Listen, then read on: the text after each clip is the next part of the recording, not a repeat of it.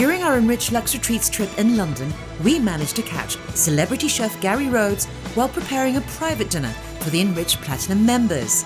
I asked him about the climb he took towards 6 stars in the Michelin constellation and what is great about British cuisine. Two things about the Michelin star. One, they're generally known to be sort of more biased towards French cuisine. Yes. And you've kind of pulled an ironic one there because the French always have looked down a little bit on British food, but you've managed to achieve it with sort of great British classics. How do you feel about that? Well, I think that's what excited me, particularly with the very first restaurant, because there it was all braised oxtails and mashed potato, and it was homemade faggots with an onion gravy. And calf's liver and bacon.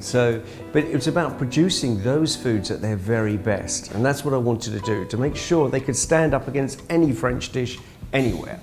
And so, and it proved a point that, there's great British dishes.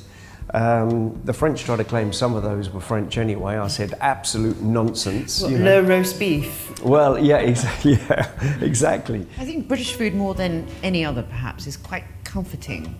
It's comfort food. How do we describe that? Because people say it's that when you eat it, good you feel old-fashioned good. home cooking. Yeah.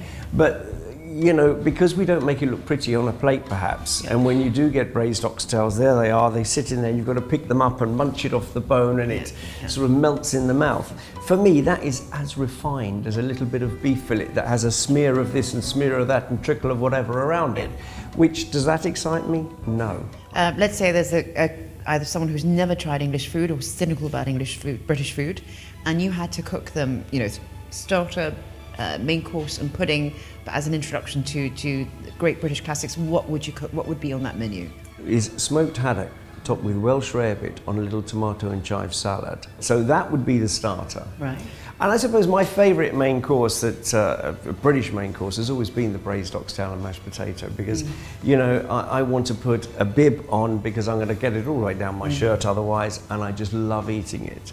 So I think that shows off that lovely, long, slow cooking method, and how you take a very tough piece of meat, let's face it, it's just a tail, and how then it becomes something which is just melting in your mouth and is as rich as you can imagine.